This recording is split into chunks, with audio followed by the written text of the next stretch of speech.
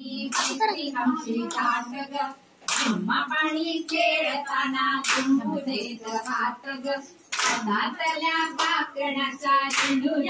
नाद ग एकमेक संगतीनं सगळी करू पोर ग आम्ही साऱ्या मैत्रिणी मैत्री आमची ताट ग झिम्मा पाणी खेळताना कुंभुदेत हात ग सर सर गोविंदा येतो कधवरी गुलाल फेकीतो झिम्मा खेळाया आमच्या गौरा घालाया